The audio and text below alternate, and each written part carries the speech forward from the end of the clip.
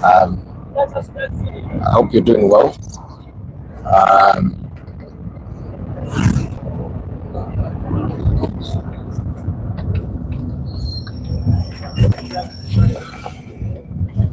I hope the network is clear. It's not distorting the image at all. The network could not allow me to do a live yesterday. So if you're watching this live broadcast later on in the week or in the month, and then you're asking yourself, Rogai Rachi is skipping a 5th March. I did not intend to skip 5th March, but yeah, the network. Yeah, good morning, Chris Da Vinci. Long time. Hope you're doing well. Network my network. I'm going to buy an MTN dongle. And is the sound clear though, Chris? Is the sound okay? I need to get a sound monitor though. I think a sound monitor app, something like that. Kakuwa mukalabu lijo ketubapanya bakakoze tamaka. Kawede kali too smooth.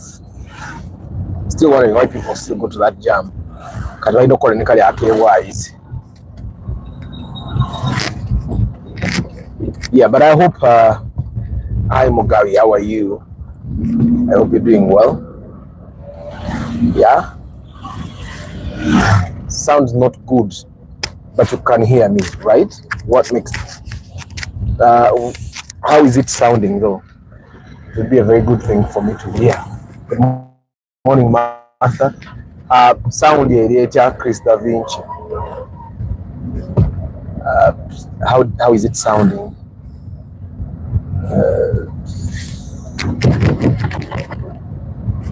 Is it distorting?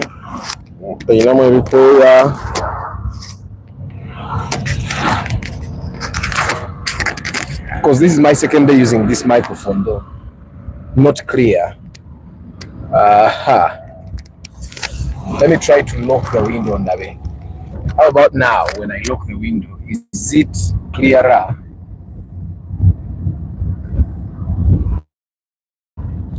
Yeah, it might be because of the poor network. Airtel, the past like 4 days, because yesterday I couldn't even do a live broadcast.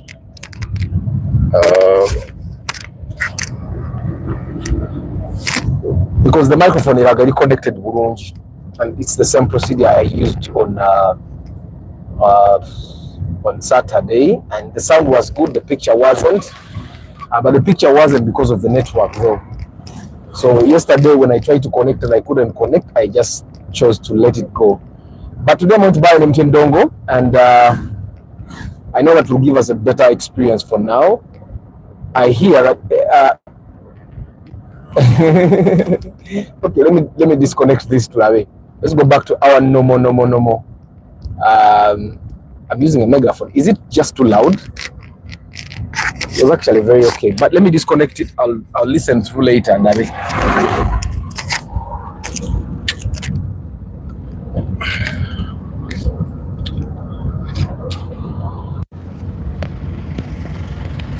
okay, how about now? Katituze munomo. This mic gave me very good sound on Saturday, but I'll try to find out. It might be the network. Good morning, Salmi. Yeah, it might be the network. But I'm going to check the network for now. Paka Airtel when sorting, because actually even Saturday it kept connecting and disconnecting, connecting and disconnecting, connecting and disconnecting. It was really annoying. Network Uganda no kusindika WhatsApp message ebambi nnyo. Lero it's a little bit better, but Saturday it was bad. Yesterday's was even worse. It wasn't worse, it was worse. But I hope you guys are doing well. Apparently the Saturday broadcast was very good for the people that watched it. If you haven't watched it, I hope it's clear now. Yes, he did. Salmin Bambi mpezaka text njikueleze yampeleza Bambi. JK actually he sent me that thing that very day. Okay, so I'll try it tomorrow with the MTN network. And on Saturday it was very clear. I hope the MTN network is better, because I'm going to buy a full dongle. The reason I'm buying the dongle is because they give you about 15 GB, is it, with the device, so seems a good deal. Kari, today I just wanted to talk about how a car is actually an asset, because it seems ennaku zirienda nambadde nkuba nnyo emmotoka gatogula motoka. So apparently some people have actually started thinking that a car is not no longer an asset. A car is actually an asset. Personally, I find that a car is like a savings account. Okay, it's like a fixed deposit account, because a fixed deposit account gives you profit, but a car doesn't give you profit. A car will help you make profit. And good morning, Nathan. A car doesn't make you profit, but it will help you make profit. A car will make life easy for you. A car will take away the stress. Okay,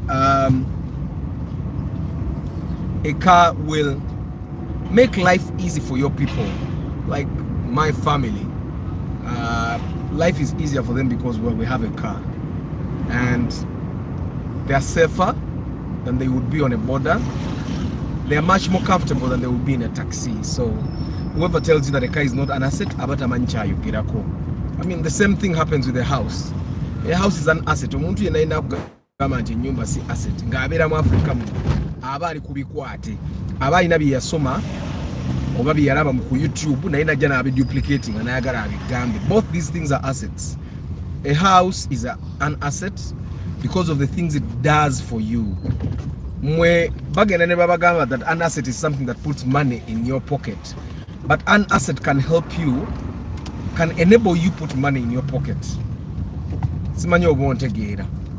A house enables you live rent free. You're not particularly living rent free, but a house enables you to think long term. A house enables you. Car is a tool of convenience, and it improves your social status. Well, innocent, I've never looked at a car as something that improves my social status, because personally, so I don't see in any way that my car will actually improve my social status. But apparently, parking for a meeting, people respect you more if you have a car. It is something that has been there since time immemorial.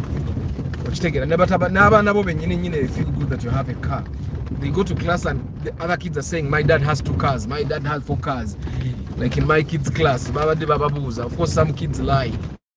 And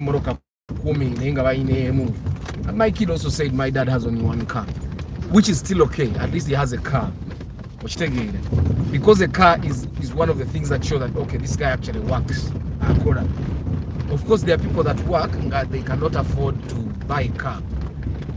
But if someone can buy and maintain and keep a car, it's like someone that, I used to have a friend of mine,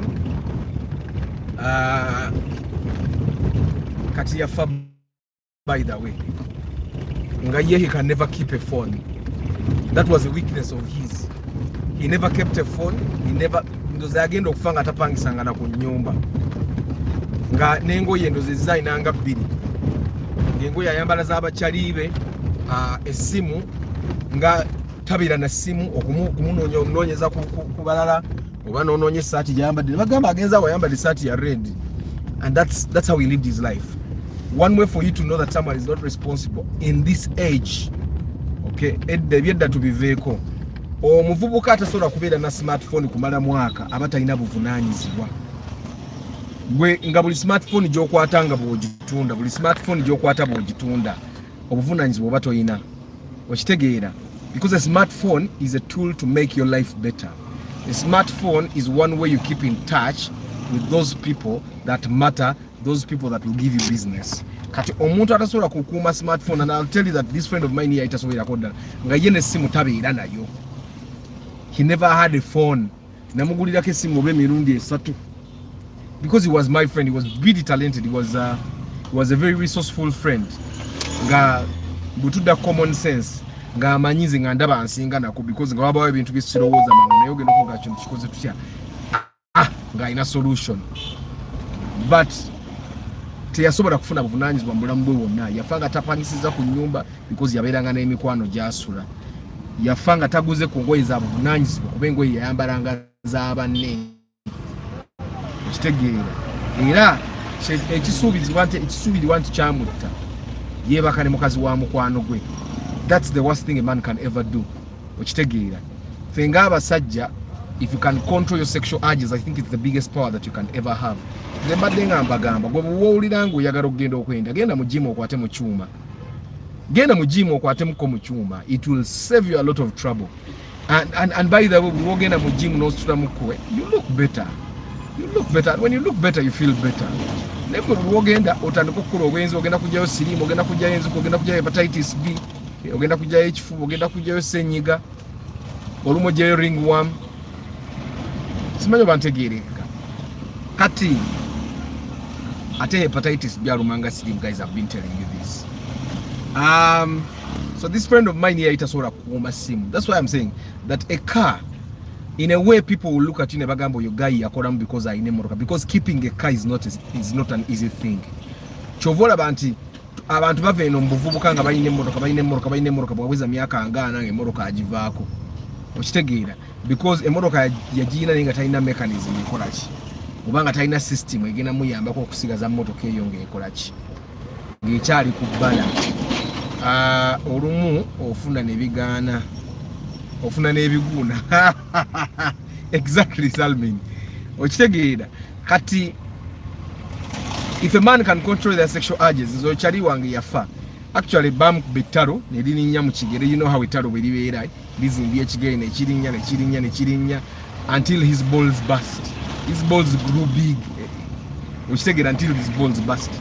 So that's why I'm sticking to that, because waliwo allegations mirundi ebiri yalina group y'abavubuka bagenda ne bakolera omuyindi ku site emu ne babbayo ebintu material omuyindi n'abaloga nga bali 10, ye yali wa 9, yali wa 2 ku baafa kwaba abe 10, but omuyindi yali talina kyanoonyeza balls ze.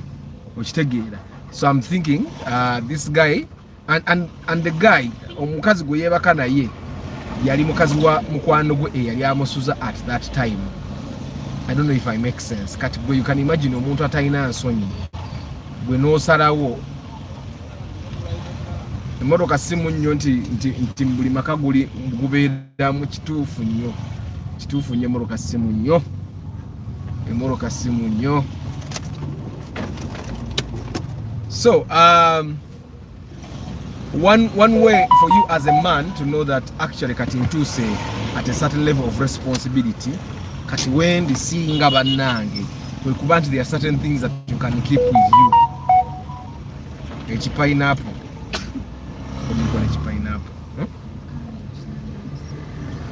Kiyite kyali kinaanansi baliyita ttalo. It's believed to be witchcraft. Nti ozimba normally kitandikira mu kugulu n'ozimba ne kirinnya mbu bwe kituuka ku mutima ng'ofa. But apparently ono guy bamukuba ettalo, abaali bamanyi nti ttalo ne bagamba family ye omwana ontumwe herbs.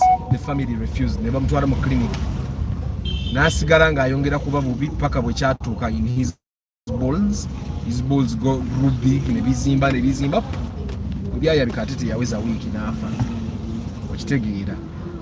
Good morning, Isaac. So you guys, a car is an asset.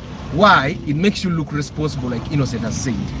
It makes you feel responsible, makes you look actually going over feeling responsible because you can be the one that has a car in your family. Because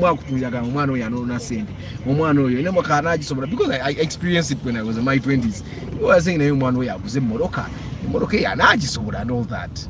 And later on, like in I think 2 years ago, one of my family members, I don't know what's surprising.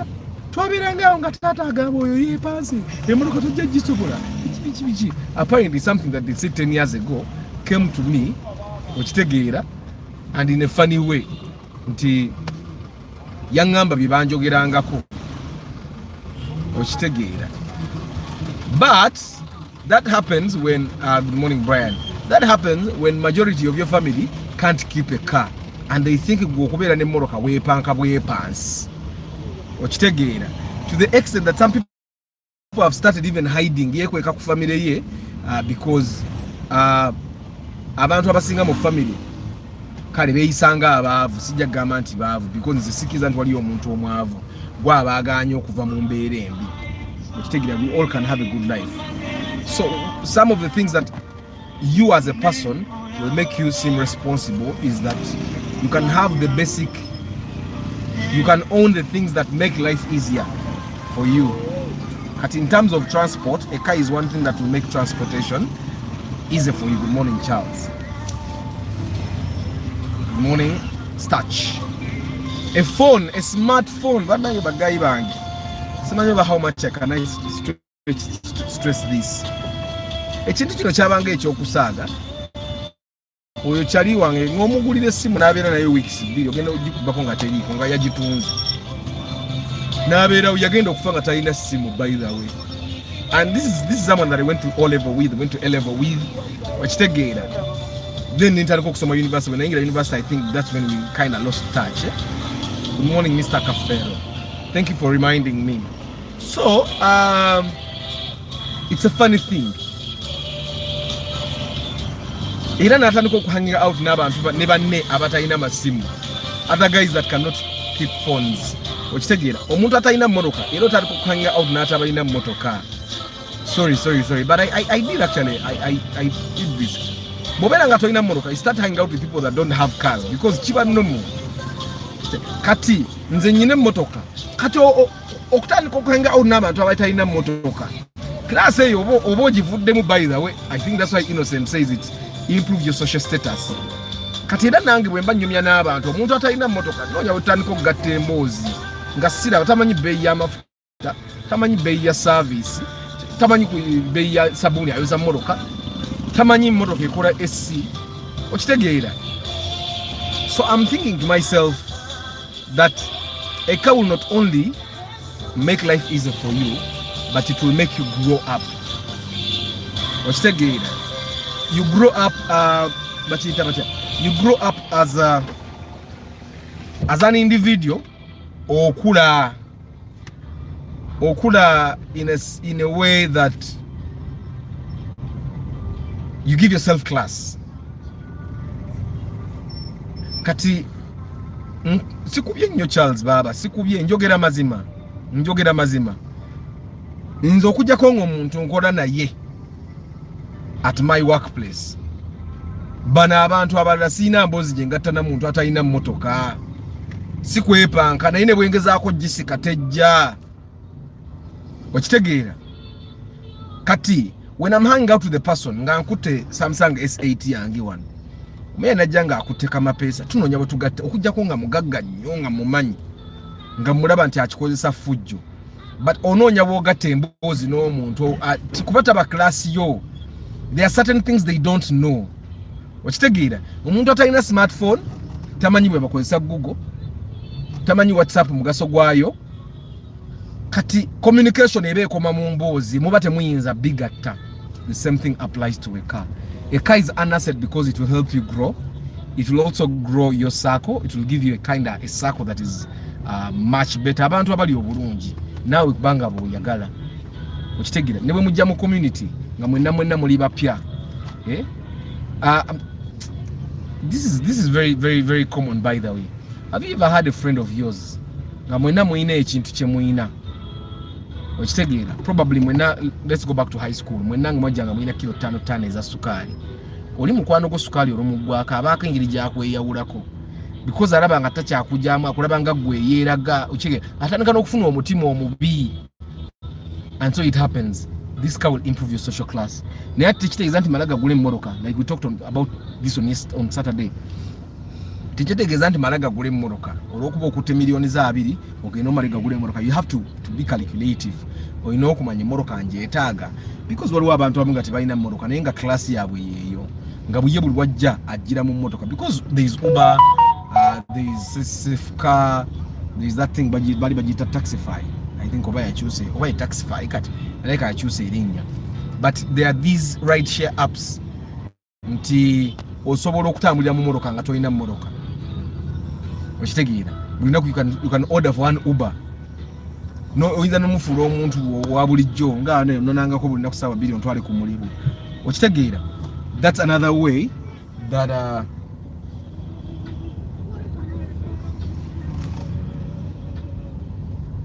that's another way that you can have a car, move in a car nga toyina motoka. But whenever you can, bwoba osobola okugula emmotoka eyiyo ng'ogyetaaga. Guys, I don't want you to say tugambe tugule emmotoka. Bo emmotoka gigule ng'olina kyogenda ogikozesa, tomala gagula emmotoka olw'okuba abalala bagula. I talked about this on Saturday because bw'okola bw'otyo kyovulaba nti abantu abamu omuntu buli wabeera with a smartphone. Omanyi smartphone is the easiest thing for us to talk about. Whenever someone has a smartphone and they don't know what to use it for, they will sell it quickly. Bugamba buli bwana afunamu ekizibu smartphone agirabanga something to sell because taginaako mugaso. Kati Arthur tasobola kubeerawo nga talina smartphone. Nze sisobola kubeerawo nga sirina smartphone. Sisobolirako ddala because I need the phone. Simanyi oba ndi clear. Kati naawe bw'ona ogula emmoroka nga togirinaako mugaso gw'amaanyi. Ate amutomedde alaba. Owafuusa owuyo akubye owa booda.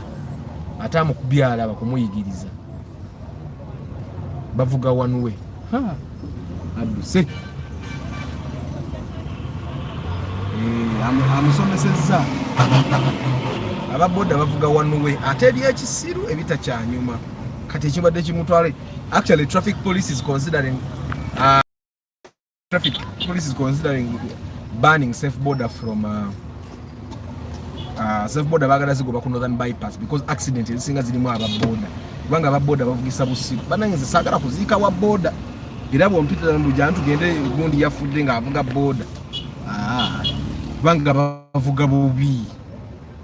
Kati ne bwe bamutomera ne bwaba batali mu nsobi ebiseera ebisingira aba mu nsobi. Ate kukuba ina kiyakoze emabegeri ekyamuleetedde okwetoka mu situation emu bamutomerera. Okitegeera. So anyway, back to our point. I was saying the smartphone is the easiest thing for us to make reference to because everyone that is watching this broadcast actually has a smartphone, right? So if you have a smartphone currently, you know the use of a smartphone. You learn a lot of things using a smartphone. You either use Google, you use YouTube. I've been telling people, YouTube has all the answers. It's just that from Uganda tubadenga tunafuna abantu ba creating a content are useful. Abana bona creating a content ku YouTube, let's say on the internet in Uganda, ba creating a bintu really funny. Bageza ko to be funny because it's apparently it's a way to fame. Okitegeera. Kati content omulungi ngono tubadde tulina nnyo baana bakola ki? Bamukola. But currently even Ugandan content is there. You can go to YouTube, ne woba toyina taata, ne woba toyina mama, nofuna the information that your mom or dad would give you. Because I've seen so many people nga balina bazadde baabwe, naye nga abazadde omulimu gwabwe bagusa kugamba abazadde balinga abalowooza nti their main job is to have kids. Okitegeera. Balinga abalowooza nti their main job ye kasita azaala omwana n'amusoba naye nga abazadde abamu betaaga ne bakuba empi. Sirusiru. Gwe n'ozaala omwana n'omukuza n'otamubuulirira.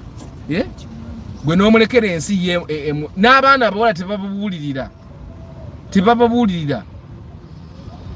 N'omwana era when you have a kid, your main job is to make sure you prepare them for the world. Prepare them for the world. You can never prepare your kid for the world by simply taking them to an expensive school. No, you need to talk to your kids. Yogera nabo. Obagambe bwoyita wano, otomera bwoyita wali, otuuka bwoyita wali, ogwa mu kinnya bwoyita wali, okola bwoti. Majority of the girls, by the way, abasajja, you guys, now I'm talking to you. What? My hair is okay. Majority of the girls, abasajja, the girls that you have slept with easily, you slept with them easily because their parents were idiots. Okitegeera? Because abaana abawala abasinga tebamanyi how the world works. Abana abawala abasinga, they don't know that not every guy that smiles with you will love you. Tebamanyi nti tuliwo kulya. And they have not been prepared. And apparently, even their mothers went through the same thing. Even their grandmothers went through the same thing. So when Peter Mama wo your man idiot, bang kozebubi, which take it. There are mistakes my kid is not going to make. Me, I wasn't told. Which take it. But I'm going to tell him point blank. Boita wano otomera, boita wali otomera, boita wali otomera. Neba zadeba nze sina bazadeba ange. So I can't blame anyone. Which take it. Niya bazadda abasinga n'okutula obutuza agamba omwana wa amazima. Okitegeera awulira ntoza nga alinga obutali buvunanyizibwa bwe yendoza bwalowooza bwatwala omwana mu primary namutwala mu secondary namutwala ku university olwo amaze omulimu gwe. Agwe Emma Martha omwagala ebyaddala y'anaatubuulira omanyi nkimanyi ne Martha mugezi amanyi okulaba who loves her and who doesn't. Anyway, away from that guys, emmoroka eno ogiraba nze n'emmoroka sigibanja. I remember the most expensive car I've bought. Najugule milioni 10. Nagula Vitz. Era ogula Vitz eyo nasooka n'entunda nalina kibina n'engitunda ninga sigenda kudda mugula moroka paka nga nguze moroka esobola okukola Uber. Because at that time nali ngenda kuvuga Uber. That's why I bought an expensive car. Najigula lwanso. Bana isigulanga ku moroka nze talina mulimu. Ya. Bino bambwa gundi aguze moroka nange njagala ngule yakamoroka. Tekibanga nawo. Emoroka yange yasooka najigula. I told you the story of how one of my friends why tugenda ku show ya Dynamo nangamba atanja kugoba mu moroka yange mu papi anti yali ku simu ne girlfriend we. By the way, the next month nakwata girlfriend we ne guy mbuli. I had to make that clear because guy yampisaamu amaaso okuba yali ku simu n'ekikazi nanga gwe atato papi andi mukazi wange ku simu njja kugoba mu moroka yange. I made sure that in the next 5 months I had a kanengula kibina yange UAB.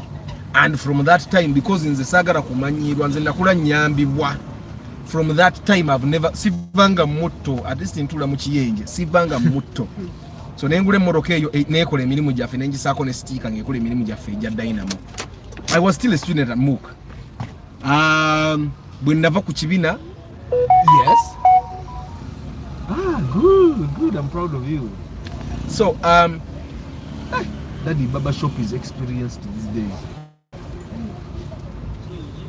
So when all the cars I've bought since then, nagula kayongeza to move bao na ine ebyoma bya disco nengula kayongeza nabagamba temugula buyongeza naye bakakuwa kabwerere kagabe oba katundire wonga kakyali kalamu kuba bwe kanaafa bagenda katwalira ku layisi bajja banga bagule simu efudde motherboard kati nengula kayongeza nengula ku Kaldina nengula ku bane buli motoka jemba dengule badde no mugaso kyovula banze love je nyine eri emotoka si eravu abantu abasinga abalala gye bakola ki gye baba nayo because nze sibangako na mmoroka nga terina mugaso era bwe mba njagala emmoroka ezange nzaagala nyine ensonga okitegeera era I keep telling togula mmotoka nga tojeetaaga nyine ngamba bano simanya bano abajja ne babeere Kampala omwezi gumu ekiguze mmoroka kiki okitegeera ekiguze mmoroka kiki gireke pangise moroka emitwalo 10 olunaku bupangise omwezi mulamba bagende bakwe ku sente entono wevuga ate ogenda vuga moroka mpya you don't have a risk ne bwetomera bali besasula okitegeera because obadde obasasula that's their business.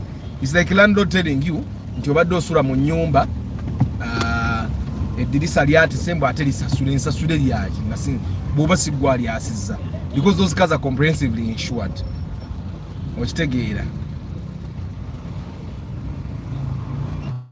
Morning, Michael. I hope you got help, by the way. So netudda nze moroka zonna zembadde nguze zibadde ko omugaso. That's why I'm telling you nze sigulanga ku moroka for status. That's why probably I've never seen a car as a symbol of status. For me, a car has been a tool to status. It has always been a tool to status. Chovola bambagamba, for me a car is a point A to B thing. It's a tool. Emoroka enzije matuga n'entwalawa mu kibuga nenzija mu kibuga nenzize ematuga as long as a car can do that netankubya nfufu because ka SC kakola like SC ka bwe moroka ekola SC gireke emoroka ekola SC gireke ze moroka mujukira kitwazi neba nange ema wangambye kamera eno teina njawulo nenze nganda beri nenjawulo mwe emoroka ezo twaziyitanga kigati muzijjukira kati banaira ba Hilux enyirire eno eri ku ero ne mama gai yajikuma of course ogwo mwaka mupya mu size zili Hilux zasookera ddala then kako ka primo ke bawanika abagala okumanya emmoroka empanike kati emmoroka empanike bate kukuba bagiwa shock heavy duty, then they gave it springs that are very heavy duty ate ne bajongeramu space oyinza nkyangiremu space anga 3 agiwanisa alinga abayaye be Masaka abasajja be Masaka bawanika emmoroka bannange baba zitikka jukira zikola taxi. So yeah, ema wangambe kamera yange tina njawulo neno kamera erina enjawulo baba jireke. The online reviews I read were very okay, very right. Anyway guys, a car is an asset if you buy it as an asset. A car is a liability if you buy it as a liability. We wogule mmoroka ngaba yaye bano bentera okuwulira agula iPhone oloka mukwano gwe yali akwata iPhone naye nasala wakwate iPhone nga talina kyagenda gikozesa kyamagezi. I keep telling you guys, nze togenda kunsanga nkote iPhone because ebintu ebisinga byenkola Android yakola ki? Android abimara kati tiwali kintu alako iOS okitegeera, but some guys bakwata iPhone for the sake of holding an iPhone, which is not good. Ford Ranger nywadde emyaka ng'ebiri ng'evudde ku bbala. I'm not a prophet of doom, but as a Ford Ranger nazo teziwangala ku bbala okujjako nga ya organization, because organization ebiseera ebisinga tefiirwa nnyo okukanika. bababba naye bweba ya muntu Ford ezo bisiraani. Buy a car as an asset, build a house as an asset. Ebyo byonna ba motivational speaker bye babagamba nti simanya a house is a liability. Who defines what is a liability for you and what is an asset? An asset, according to those motivational speakers, an asset is something that puts money in your pocket. But no, bwe bagamba nti your wife or your husband is an asset, does it mean they put money in your pocket? No, some assets help you save money. Era kyovola banti bwogenda mu business accounting, when you go to business accounting, mu assets buli kintu kyewagula nga kiina kyekiyamba okukola, not necessarily making money. Mu business accounting baji bayita balance sheet, it's an asset. Okitegeera? Because I'll give you an example. A school van, don't forget about the school van. A staff van, for example. A staff van,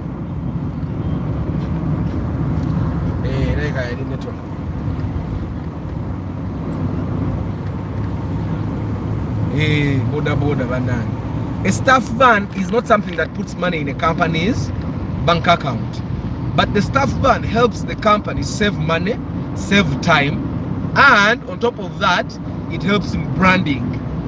So the staff van doesn't bring money directly, but it's an asset. Kyekimwe ekiri ku ki? Kyekimwe ekiri ku mmoroka mu bulamu bwo, kyekimwe ekiri ku nnyumba mu bulamu bwo.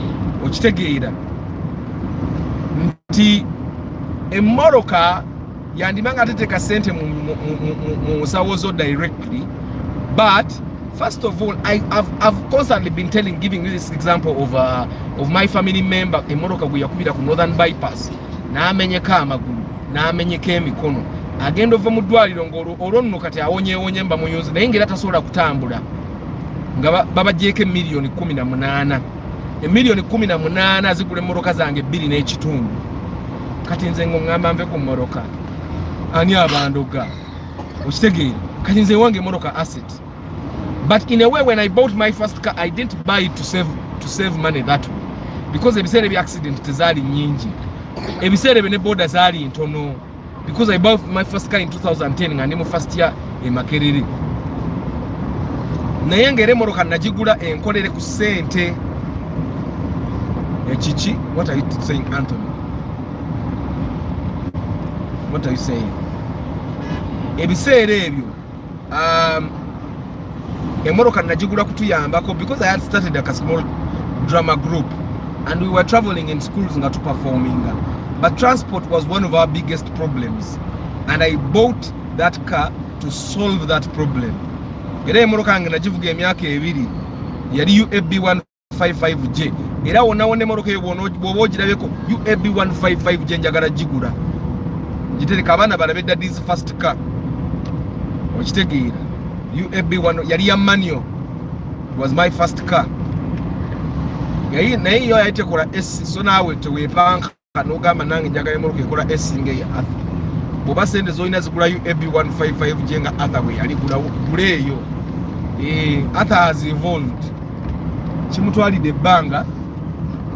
Arthur chimutwalide banga okugula emotoka ina ekola S. Banange today you're late. Kama akusasi.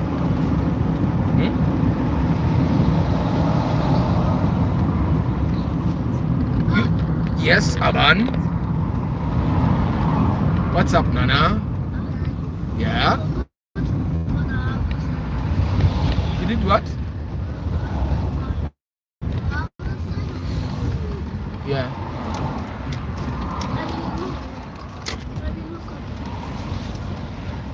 You have a tag. That's not yours. Give it to the owner. So bagayi bange emotoka eno giraba. First of all, this car katika mbabuli how this car has been an asset to me. When I go to field marketing, mvuga motoka eno kambenga ngenda mbali kambenga ngenda wa. This is the car I drive. Nti bwe ba treating omuntu ku gate atayina motoka sibo ba treating ayine motoka. Ayine motoka ekitabo bakikuleetera ku ddirisa ly'oluggi n'osayingira awo. Atayina motoka olina okutambula ogende mu kagate bakubuuze n'ebibuuzo bingi. Owe motoka bakubuuza who have you come to see no bagamba have come to see so and so. Tebakubuuza bingi because bagamba musajja we yasobolera ogula motoka ddala ayinza okumala gavuga amafuta ge najjeno nga talina kyagenda kukola kyamagezi.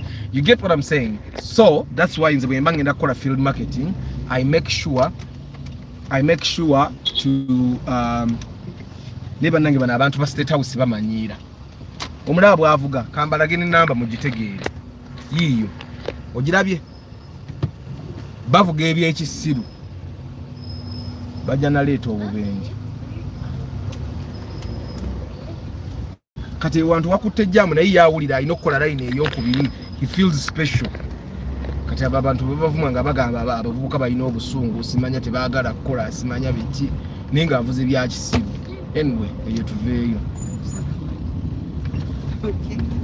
He's learning Uganda, let him learn. Mwaisana zidi musiru. Kati mama wa mugamba tabyogera. It's a Uganda word. Kibina mugirekeyo aba.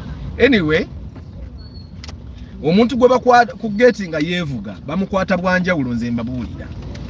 And one thing you guys haven't, I don't know oba mukirabye naye nze nkirabye omukazi yevuga alabika bulala kukwata evuga omukazi atamuze ebigeta nyirira bulungi. Omukazi wabavuga motoka omuntu naboti mudisa ngo olaba kikazi kinyira amara kuvaamu n'olyoka omulaba ng'obugulu butono talina ipsi talina kapina gamba ali bwatyo okitegeera mu kifuba tewali kiriwo. Kati naye omukazi bw'aba atudde bwati mu motoka olaba nga ggumidde golowooza lwaki abawala bagwira na ku basajja abayina emmotoka. Because omusajja bw'atula bwati mu mmotoka alabikanga obuvunaanyizibwa ennyo, alabikanga eyakoledda. When you leave the car alone, a motor vehicle is an asset. Olaba nga abakazi bwe balowooza nti their is asset. But for us men, especially men, a motoka is an asset. That I can tell you. A motoka is an asset. And trust me, many times it doesn't matter which kind of car you're driving. Just make sure your car looks good. Just make sure your car is okay. Because waliwo abantu abamu avuga emmotoka ng'eringa empya naye nga every other week abeera mu garage. Okitegeera kivuga mbaga akakolola kange nkagala kano kannamukadde kange. As long as it has oil in the engine, as long as it has a CC in the gearbox, as long as there is brake fluid in those tins, as long as there is water in the radiator, gwevuga motoka yojja kutuuka. Ne bwegenda ekubagana etya. Yes. You come. Like last week twagenda tugisumula ne makanika. Yali ekubagana nnyo kali. Ne mugamba naye omanyi ziyinza oba ball joint. Of course ball joints yali mbinyo ne mugamba zikole ki. Zijemu. Kati mu kusumulula wano ne kisuula nti mounting ya shock yali yafadda nga shock eri mu bbanga bweti yokka. You know a shock is supposed to hold on the chassis. Naye nga ekigikwata ku chassis gye bayita mounting yayo nga yakutukako like mounting ebeera bweti shock ebeere kutte bweti. Nenga shoku yakutuka ku mounting eri mu bang itambula bwetu, you can imagine such danger. Ninge motoka itambula ale mbe Corolla yange. Enda omuntu ngampa offer ya sente musekera no musekerera. Okitegeera. Anyway, a car is an asset in a way that nze bwe bantu noliranga nevuga. Nze mbabulira kakati nakanyiro kemola bakanina ndi mu motoka. Era nosanga nga ntambula ebweru gano ye Arthur. Emotoka mugireke. Anyway, eyo nga tuvuddeyo. Nze motoka yange enyambako to do pre-purchase inspection where you guys pay me for 100k. Era nze omuntu bwampereza message nagamba ayagala kubageni nga kumitwala nanga araba manji ngamugamba omanyi you don't really need me. The videos I have on the channel can help you, guide you. You can get a mechanic, go to the field and look for a car. Bobe mitwala na uraba manji nyo kugamba tugamba. Okitegeera, I can have that bargaining power because titugenda kulinnya border. Wali yaliga kale nze boda njira gisasula era nze bwobagene nga nogamba akankwe emitwala 3 nga ngambe 10 tugende wali ku share yiwe mu amafuta. That's the solution I have. Kwate emitwala 3 gampe kwate 10 yiwa mu amafuta mu motoka yange because the motoka yange evebeera ku full tank. Okitegeera kati that's normally the solution I give the people that want to bargain my money. Okitegeera mbagambe field marketing number 1 nembagamba marketing I mean pre-purchase inspection name kati. Those are two areas alone where just having this car is enough. However, nze kati sijibalire. That's not the biggest reason why I have a car. I have a car because I have a family. I have a woman that goes to work. Okay, I go to work, and taking a taxi from where we live would be much more expensive than actually driving the car. Much more expensive and inconveniencing. Kati okubera ne motoka yaffe ekyo kyokka makes the car an asset. Kyokka it makes my car an asset. Ekyokuba nti I can leave home in my time enkuba betonya oba omusana gwaka ate enfufu eba nyinyi ntekamu ka esi nendoga budozi. I don't know if I make sense. Morning Matthias, morning Cornelius. Okitegeera kati era nze manyina okuyita ku bantu nga abatambuza ebigere ne banyimiriza ninga katono fe twali tugule emmotoka nga yatunuddewo. Okitegeera nze mbabuulira nze okulinnya boda ngula emmotoka ye miliyoni 2 era tolaba nti ngamba yingine enkadde temuzigula okujjako nga budget kati nze nange era embeera nensalako bulungi munsanga mu stability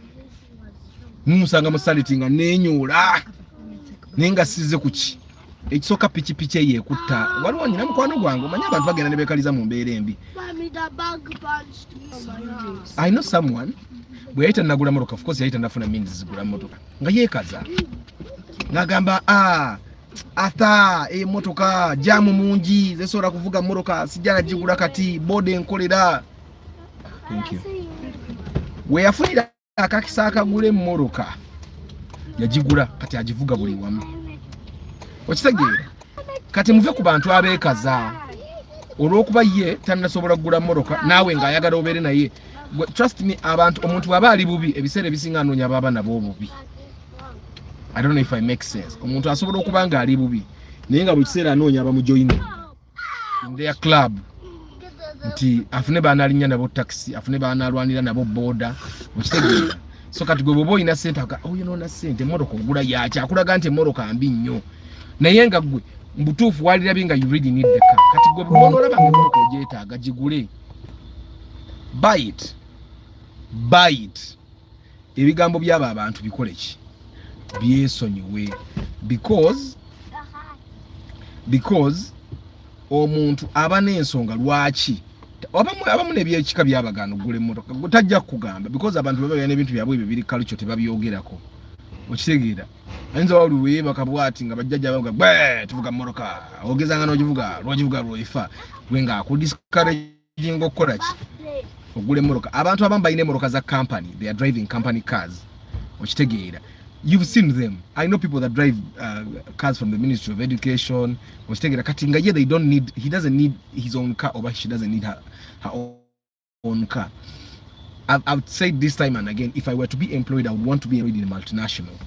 Now, multinational includes like Pepsi, Airtel, and all that. People in the departments where I would work, marketing and sales, most of them, the big guys, they get double cabin pickups. Chitegezate omuntu wataba na motoka ye, abayine motoka ya company jakola chi, ngana mafuta si yakola chi, si yagagula. Kati omuntu bwatyo, tanna manya bwe bagula motoka because company ile you maintaining atamanya bwe maintaining motoka kati oyo asobola okudiscouraginga because yetagulanga tafunanga nsonga emuguza motoka, but you don't listen to them. But the car is an asset. Even the fact that it saves you the trouble of getting an accident on a border makes it an asset. Kakati omuntu ajja gamba nze ngenda soka ngule motoka nga sina bakolaki nga sina zimba akwate milioni 3.5 agenda azigulemu emmotoka nga talinayo kapoloti. I'm saying kapoloti because that's how we say it locally, poloti. Someone doesn't have a plot, any plot, and they are buying a car 35 million. I find that to be idiotic. Now, if I offend anyone, please be offended. Because some of you, Munangi, Jam, Twasimbu Delete, it's very idiotic for you as an individual to get 35 million, 40 million. That you don't have 200 million on the account to go and buy a car. You know what a million and then also a million coming kwa account and talking at the plot. No zugura mu motoka. Right. Please make phone calls. It's very idiotic. Now if I offend you, please be offended because abantu abambetabera offended temezo okuka. Tewali kikutwala mu bondi kugula motoka ya milioni 3 ng'osula muzigo sasula emitwalo 4 tekiriyo kya busiru. We are Africans. Njabajjukiza nti wana Africa ne bobo oyogera oluzungu oyogera nga Barack Obama ne bobo okubabu waliwo obwo kubobo obwamanya simanya souvenir umuyayi nomusaya which perfume do you use souvenir na which perfume do you use Jeep Cherokee wachege. You're not seeing the same messages. Nursery kids are good at lying. Hey, banange. Kano ka message sakala yo matha. Nadi sakala mnange. Abana asoma ne mtabani wange mamanyoko. Of course Boba Road. Abantu abasoma mu class ya mtabani wange. Tinzo ba nze ndi mu atalina toke bulungi. It's possible that they have 10 cars, by the way. We tunona abana bangije basomera abazadde bagagga zadde bayina sente. That's why I wash my car every day. Kale kebere enkadde naye ngetukula. Mkitegeera. So guys, whatever you do, you may speak English like Barack Obama. Have a perfume called USA. Put on designer clothes, Gucci, Da Vinci. I don't even know the H&M because I used to when I didn't no way when you're in Europe I go to H&M never t-shirt or work nze kati nsala ndi water then nava mukajanja nsala ndi water nezi ya t-shirt 15 ndala nenzi tuna nezi jo sente zaguze ndi water nembanga ngoyi nyambadde zabwere. The same thing happens with jeans. Nsala ndi water nezi jamu jean 10 ezigadde nenzi tuna nezi jo sente zaguze ndi water kati ebintu we are Africans. There are things we should not forget. We are Africans. There are things that we value as Africans. There are things you should value as an African. Nebo ba agenda no somere Harvard. Nebo ba agenda no somere Chicago. Nebo ba oli nyanyonye mirundi 5. You are an African. The only way you can stop being an African is if Sebo Arthur, what if it's a business car? And a business car is still an asset. Kati bobo jivuga ne kutwale waka it's still okay. At a business car is even better. Zekate moloka zengendo okudamu ogula sida mugula moloka zange ngula za company era zigenda bamanyaga company. Why? Because it's a tax thing also. Nayenga. The company can afford to buy those things. I can't. There are things that are African about us. Chovula banze ne unyo omuntu agenda ne yewole moloka ya milioni nkaaga. Nga apangisa kira oba nga apangisa ntinda ng'apangisa ntinda ng'alina abaana babiri. Abo abaana ogenda balekera ekyo ekimotoka ekyo ekipapula ky'oguze. Abaana ogenda balekera ogwo gukawundo. Kati we are Africans. You need to understand that ema ne bonobeera ne milioni nkaaga kwa akawunti bw'ofa, there are chances that your family will not get that 60 million. because oyinza okufanga abantu bolese ku nsi bagwagwa bonna nga tebasobola kumanya nti ema ayinza oba ina account obanga tewabagamba nawajo ina account. There are people that I've seen that don't even have ATMs. That's one way people can identify where your accounts are. Kati ngolese million nkaga kwa account abana obalese muzigo ofudde obalekedde ekipapula kya hariya olwokuba wafudde tebamanyi na sente ze wakigula bakitunze milioni 15 okitegeera milioni 15 bazitunze muganda waatunze ekimotoka aliddeko zaaliddeko abaana abalekedde milioni 5 okitegeera. You guys need to understand that we are Africans, and because we are Africans there is an environment, there are situations that you will never be able to escape. Okitegeera, there are situations you'll never be able to escape because they are part of our DNA.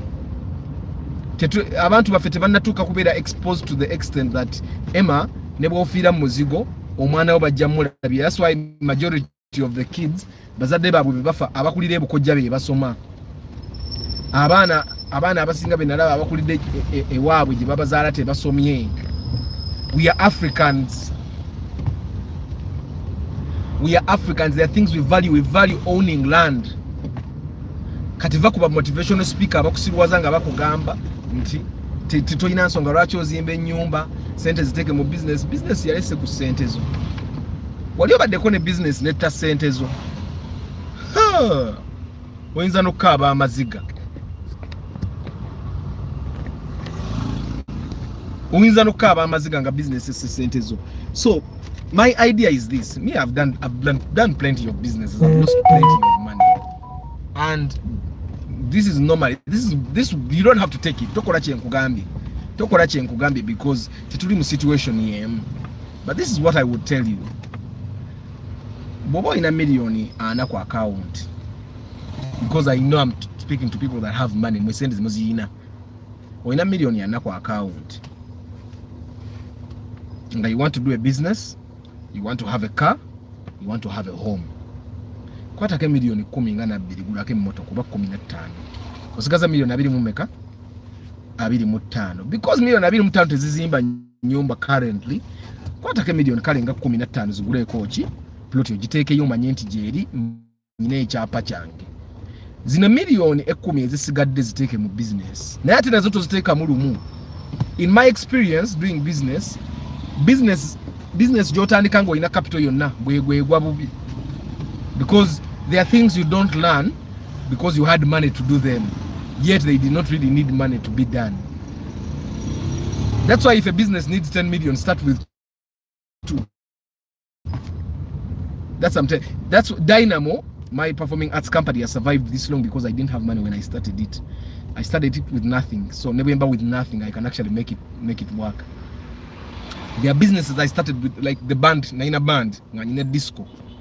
I had money. Narigura bolichi. Moon, Nembi Sawali, Rack, and get you the Nengulas full range, Nengulas best beam is a double. Nengulas Ngoma, Nengulas guitar, Nengulas keyboard. Eh, baby Sule, Nagua. Some of the most successful bands in town don't even have equipment. Tebaina sound, Tebaina Ngoma, Tebaina guitar, Tebaina chi. Some of the most successful bands, and my band failed because I ignored the basic principles and I went straight to what needed capital. We are Africans, and that's the way businesses in Africa start. That's the way businesses in Africa start. Afude, what are you saying, Martha? That's the way businesses in Africa start. Because Africa's economy is very unpredictable. Gobono sara woko ate million 5 ziteke mu business. I'm going to show you this business here. Eri wano ya Bemuga. Aina capital ye nabiro ole bibino wano bitractor ogenda biraba. Kimanyo redo oli mu biraba. Naye bitudde. Taina contract ye bigenda kola. So in Africa, the best way for you to start a business is go get contracts, then procure the equipment to do those contracts. And sometimes you don't even have to procure. Subcontract someone that has equipment. Okitegeera. In Africa, ngobogamba nti sijja kuzimba nyumba. Batugambye simanya muli wali wa motivational speaker abali okko ku TV. of course nze ndwawo kulaba TV naye kati ntera balaba ku TikTok ne manya kati ono atera kubeera ku TV gundi based on the comments ne babeera ku TV obiraba emoroka by'amafuta biri awo tebikola naye ng'ojja kusanga omu Ethiopia alina ekimotoka ekyo naye nga kizimbidde buli kimu oyinza n'okisanga takimalanga nayo yagenda mu bondi n'akigulayo ku bbanja bw'asasula ekimotoka bw'azimba ennyumba bw'asasula ekimotoka bw'aweerera abaana bw'asasula ekimotoka okitegeera so that's how ideally it should be starting. Nti business za Uganda tezitandika nga motivational speaker bwe babagamba. Half of the motivational speakers we have on TV and YouTube are Uganda tebalina na business zaabwe ziyimiridde. Njagala ompeyo motivational speaker omugwe mwina ku YouTube nga bw'aba ayogera akugamba nze nyina business gundi ekola kino. Their businesses depend on you. You gwe kumuwa consultation kwa yimiridde. They are telling you how to make money, but the only way they make money is if they get it from you. Kati olaba bemuga wuno ebimotoka by'amafuta obiraba bitipa bibyo weebiri grader zizo weeziri naye bitudde okitegeera n'ettaka alituuzizza. And by the way, I'm not a motivational speaker, nze njogera byange, my experience. You don't have to take my experience, but I share what I've experienced. Newton Butera bakola ki simumanyi oye simumanyi, but there is this other guy Ibra mukesa gwa chaze nnyo. He has very good words nenze bulwata ina bintu byatandika ndadanga tali mu reality ne mujjako because nze from my experience, and I'm a young person, sijja bagamba nti I'm too experienced, but I've lost some money in business. Okitegeera mbagambi nalina band, iyo band nagitandika ne sente empitirivu ebiseera ebyo nalina ebyuma ebyo nabiguze million ndoza nga 15. Okitegeera zaali million nga 15 nengulako sound, full sound raka ngejjudde nga nyina full range 2, nyina top 2, nyina bass beam oba 3 kwegamba nga bwenzijja ku mukolo gwo ngukuba then nengula ebyuma bya bandi. Okitegeera so nengula amataala. He sells land, gives financial advice, and he's a lawyer. Good, kato yo lawyer. Okitegeera. Mbadde simumanyi by the way. I'm going to find him David. Guys, I want you to understand that these principles ebiseera ebimu abantu ze babagamba ziyinza obutakwa applying nga kyovula banange mbagamba. His company is called House of Wealth. That's an advisory company. Njagala ombulirero farm. Okitegeera, I want you to tell me that mulo farm akola kino gino gye misango gyakoze kino na kino ne kino, because biri bisobola okubanga byagaana nga kino kyabakubirako frislule. And by that, I'm not against anyone. Bwabanga byakugambye bikuyambye nga bina we bikutusiza well and good. Okitegeera, but all I'm saying is this. Nze I disagree with those motivational speakers who akugamba nti tozimba nyumba because it's not an asset. According to who? Okitegeera, according to who? Nze nabagamba one reason why I built my house because nze nasusibwa nga nkula nali mulekwa holiday ogenda n'omulirako ewooli, holiday n'ogenda n'omulirako ewooli, obuddako n'ogendako ewoono, and the experience wasn't so pretty. So I decided that my kids will not do that. My kids will live in their father's house, where they can shout, where they can jump, where they can break windows, and no one will do anything to them. Okitegeera, their father's house. Yeah, I'm going to check him out, Charles. Okitegeera. So a house is an asset for me. Kati waliwo abalala nga yeteetaaga kuzimba nyumba. I have a friend of mine yasula mu nyumba za muzeeyi. Kati enyumba tagyetaaga because muzeeyi agenda muwa ennyumba. N'emmoroka tagulanga teyeetaaga because avuga ya muzeeyi. Kati oyo asobola okuriskinga all they can in business. But kati fe abaakulira mu mbeera ey'ekyavu. Okitegeera. You're supposed to take care of some of those basic things like a home, take care of the means of transport, then take care of your health. Or can you pay your medical bills and all that? Then taking a risk in your business. I think I make sense, guys. I think I make sense. But the car is an asset. Nze motoka mbagambe nze toyinza kunzija motoka ati system ke kiyenje nga kikongojja na yenze tosobola kunzija ku motoka because I know a car is an asset. A car is an asset, but it will be your car will be an asset depending on what car you buy, how much is it to maintain it, what do you use it for, how much do you use to buy fuel. Because kakati omuntu achetetenkanya ate bw'onoogula kawundo, your car is going to become a liability. Okitegeera, omuntu achetetenkanya bw'onoogula kawundo agenda kufuka liability.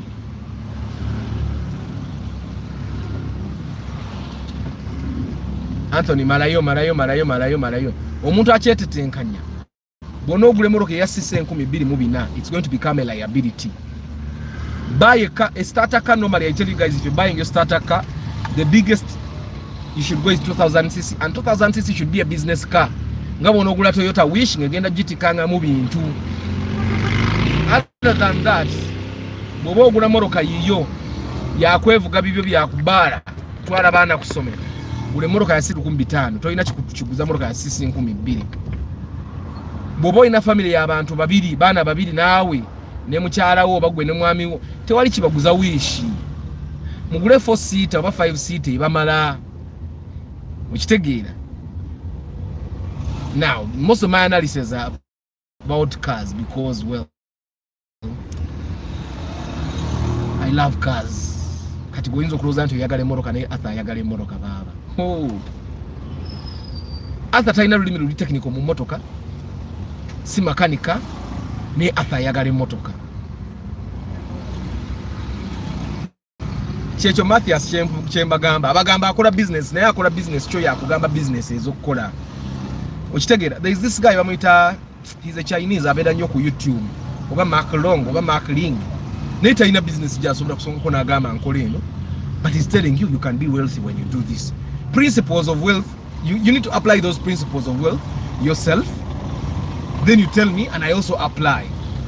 Okitegeera, nze njagala nnyo okuwuliriza omusajja akoledde e Kampala okuva mu buvubuka bwe n'akugamba e Kampala bw'oba onookola business gikole bwoti ne bwoti, yita wano ne wano nga business yange gindi gye nakola neegwa neerinnya neekola ki. Okitegeera, naye kakati gwe, there is this other guy, he's a motivational speaker. I think he lived in Canada for like over how many years. Muvubuka moto, by the way, is in my age. I think he has very nice equipment for video, but he's ever advising young men and women in Uganda how to make money, how to do social media marketing. So I find that even guys that have businesses that don't need it really looks like a Makex. The difference is that Makex is maintainable. The difference you can I was badde nkugamba nti omuntu atasobodde kukola business Uganda myaka giwera 10 ne survivinga talina kugamba ngeri ki ya ku maintaining a business Uganda. It's a fact of life. Omuntu atali mufumbo talina kugamba beba maintaining a bufumbo. That's where I'm a Catholic, but that's where I diverge, oba that's where I disagree with the Catholic faith. Nti priest atabera atawasangako nza ngambe bikibi nyino gumekiriza mbufumbo. Priest atawasangako angambe nti ngumekiriza omukazi omwenzi. Ontegera kye nkugamba. Tawasangako naye yakugamba nti waye till death do us part, need the same. Me, I will go to our mama house where we're going to write our own vows. Together again, till death do us part. Good morning, Lucius. Auntie, you told us we should not go beyond 10 million. The budget because 1.56 is even 10 plus. Kati anko tukole wotu tia. Auntie kati salmi. Ebei nechuka. Echichinabaga don't go beyond 10 million. Nachibagamba last year. Ngebei tenachuka. Ebei nekorachi. Nechuka. But still at 10 million and below, you can get a VITS in a immediate day. 10 million and below, you can get a VITS in a immediate day. Okay? 10 million and below, you can get a VITS in a immediate day. 10 million and below, you can get a Corolla like mine. Na nkadde na enge ikolachi. Ngekole emirimu gy'obulungi. Simanyi oba ontegeera. Those are the cars the motoka zendi commending. 10 million and below, you can get a visitor. Vista Adio. There's a sedan, there's also an estate. As a Moroccan watching recommending because in Zimanyi. Sija recommending a Moroccan Simanyi. No.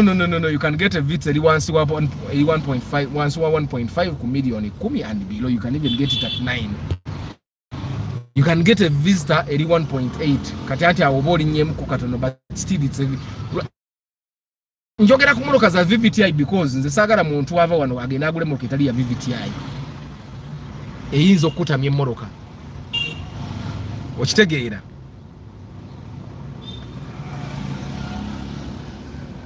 Other, what is the consumption of Vista 1.8cc? Ate togura Vista tali ya VVTI. What do Vista studies are VVTI? May make sure you buy a Vista that is VVTI. Kati Moroccan zienda is below 10 million, also of 1.5cc and below.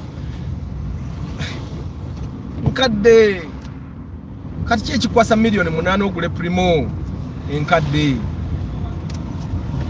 chechi kwasa million mwenda ogule RAV4 enkadde kati eze Moroccan zigule ngo oyagala nnyo ojjagigulira ojjagivuga ejja kuba reliable because it's a good car, but nze kati kyazi recommending nze nga Arthur, for the love of cars I highly recommend that you buy VVTI cars because I've realized majority of you also look at fuel consumption before you buy a car. Temwagala gula Moroccan zina abamenya okitegeera so katsali agadde ogule Moroccan ina haneba na kamera ine ekifaananyi mukama wange Emma okiraba tulinga abali eranda naye tuli Kampala waffe mu nfufu yaffe era neyo kiyerike enfufu naye kati enfufu ine engeri gye gipolishingamu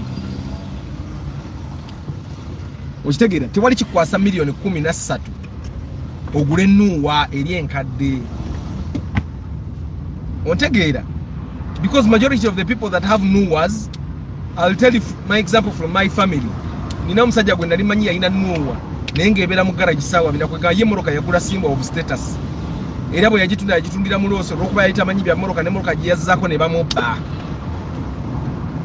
tayagala wuuliriza abantu batandikidde from the bottom. People that started from the bottom baba manji bogerako kati ba Arthur two visitors, but I don't know which one you're talking about. There is that looks like Ipsam that yes zombies ezimu kastofu na ya VVTI ziba zezimu. You just buy a Vista that looks good for you as long as waliwo Vista eri maaso ogirengera. Let me try to zoom in. Ogirenge the Vista eyo ne kati erabika erimu in 3S because ate kati erabika nkadde erabika erimu 3S kati waliyo Vista which is a sedan ebeera mu engine ngeya kibina obana abasajja ba boda ebula sizika wa boda ngafudde accident bwafa ebirala nziika naye bwafa accident saagala kumanya because bavuga nga abalina appointment ne abavuga Moroccan. Yeah, you can actually get a Mark II Charles. Thank you very much. And the Simba Gita S20. Simu ya raisi eliawo naye munnange ekola omulimu. You can get a Mark II. Ate Mark II zombi grand neri ya bulijjo less than 10 million za VVTI. Nti eba 12 naye ng'eringa 18 mu engine ziri enkadde. Ate they are very reliable. Ontegeera kye nkugamba baba. So kati sawa I don't recommend a car that is not VVTI because si mugongo gwambwa waliwo Mark II erimu beams 2000 ne Altes osobola ogifuna less than 10 million teba mpya nnyo.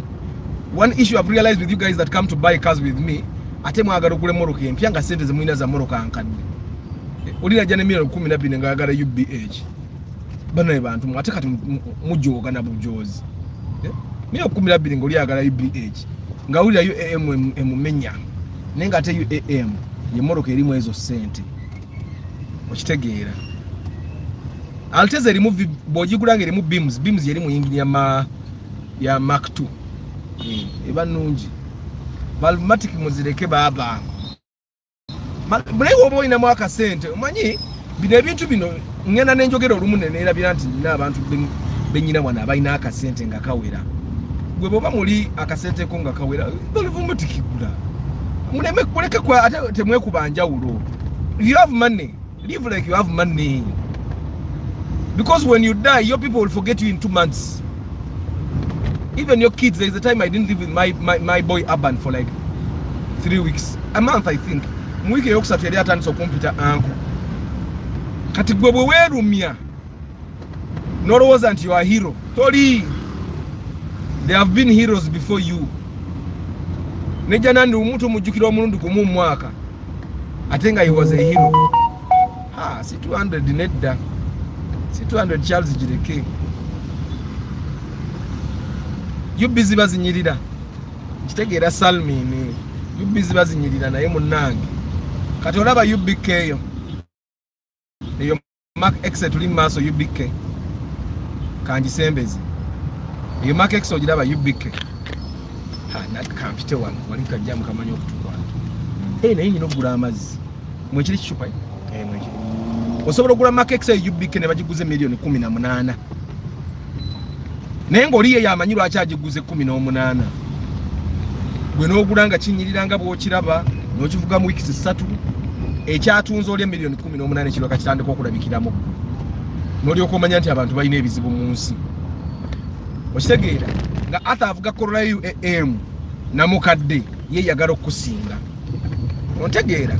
So that's why nze abantu abajjanga goze gula namba tugenda mu bondi bw'oba tolina sente za bondi ng'oyagala namba nvaako tompa mitwalo jana sagala kummenya bamenya bannange mumenya nzanaago gasigaze zikanjira ndiye za katemba kanjira ndiye za katemba. But guys, for you that don't know bana ndi na katemba, I'm a dramatist ate nabisomera ddala nembifuna mu degree omwaka gwange my final project was the best project. I was the best director in my year. So, but directing is not really my specialty. I'm a specialist business manager in the arts. And my management style is, I look at marketing as the basic of business management. Without marketing, your business will not survive. So, but I'm ndimu nakatemba, nzanya emizanyo, nzanya filimu. That's where I make my living. Waliwo omusajja nabagamba nga luli kulokusa tunolokuna siriiwo because I'm busy. Gali najja nwenze moroka ku lwokuna nga nyinako show. Okitegeera ne mugamba nyina show mbadde mbagamba I'm not available. Yendo zanga amanya anaage gagenda kunzija ku kiri ekigulidde abaana bange muwogo for the past over how many years ekinzimbidde ennyumba. Okitegeera ndi munnakatemba ate yabisoma nembikuguka because since I was 17 for those that have googled me ndoza mukirabe I have performed in almost all the countries in the world. Of course what wense sinagenda mu sigena ngako Bufaransa naitayo buyisi, but I've performed in the US, the UK, Denmark, Netherlands, Brazil, banange and simpitives and performing them. I even performed for the ICC, International Criminal Court. So ndi munakatemba, that's my core. That's my core. Chechi food the change. Chechampira no kusoma marketing. Ira sente zagenda nga marketing anzija mu katemba nengena nsasula tuition wali ku UMI. Okitegeera. So currently I'm doing my masters in management. Management sciences. Yeah, but ndi munakatemba. So what when nako ezibera nga ndi busy nyo katemba is my forefront. Okitegeera Muzei always used to say it's better to focus on mechanical condition than kanamba. A number in a way very important, 1.8 cc valvematic, efficient like 1.5. Anti kakati Steve Barros waliwo kubanga emoroke ku saving amafuta naye nga bwotuuka okanika zonna ze wa saving amafuta ezitwala. Kivula nze nyine moroka ze soogera yogera ko soogera ku Benz, soogera ku Golf, soogera ku BMW. Lwaki nti you're going to save money in fuel naye zonna zonna nga bwekutuka bush sente obobadde savings emitwala na mafuta nga tenywa ana bush negatwala. Okitegeera no you can't sebulime you can't ate kati sebulime otandise kutujoga naawe 2005 milioni 10 but you can get it nga yingi ninfune gearbox infu noba ngo malo bigula no kwata milioni ndala 5 nozisaamu noteka mu yingi ne gearbox but at around 15 you can get it kastote weronda number around 15. Emotoka zenjogerako milioni 10 kudda wansi ojja kubala like 2002 models and below. Kebe motoka chi kebe Vista you can get a 10 million and below. Ila ne Mark 2 zenkugamba zili 2002 and below. Nebwe ziba Vista 2002 and below. Wakitegeera omwaka gye ukoma okulinnya kyogolaba nti space yo new model tezirimu. Wakitegeera. So Salmin has said at least Mark 2 grand every VTI awomanya you will be driving. Anti Mark 2 grand ne Mark 2 musota gwejoyita mugongo gwamba ne Mark 2 musota mugongo gwamba gwejoyita ile ina yingi ni yemu ne Mark 2 grand. So byonna bye bimu. Mark 2 grand shares with Alteza. It shares with Alteza.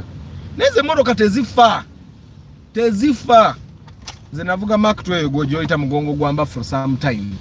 Naye nkubulira neyagala saka nikakubaira era bye nakola nga lugezigezi bwange baso mukazi nga mukwano gukati akatunda kakano ndi mukunywa kakatona awulire nugu awida azimbye ekintu ku mutima kimuli wano kituse ne mbulago bola bakubambe bongo mbonge naye ko kubonga kubadde genuine banange alabanze nywa akatunda ologedde katunda nokola naleeta okubonga akatunda kano kalaba bono wasa omukazi ngo wasiza nyashi akatunda tojja kanyo tekitegeza nti mukazi ofuna omukazi atalina nyashi naye ate bo focusinga ku nyashi nga mwa focusinga ku bunamba no focusinga kanama njagala I want a UBB and above mwayigawo can I get UB series at around 10 million mwayigawo UB za African series UB za can I get a UB series you can but you'll repair Chovola banti mulimu abantu betuguzize moroka nagule namba nkadde nenga yeyagala kati kweri je wali ovuga and grand which one do you recommend uncle anti kati grand ya bei ko kweri the one I was driving you can get it even at 7 million grand minimum should be 9 million bobo yagale nnungi ukitegeera kati kisinzira ku budget yo erije nalimga you can even get at 6 million by the way if you have chance so it means oboguzenga aguze ipsam ndeka Audi S3 ndeka nyina cyari wange yari agivuga yagitune milioni 2 anti era maintenance atenga yari nungi ngeri wamu brick emoroka eze z'abazungu eze z'aba Germany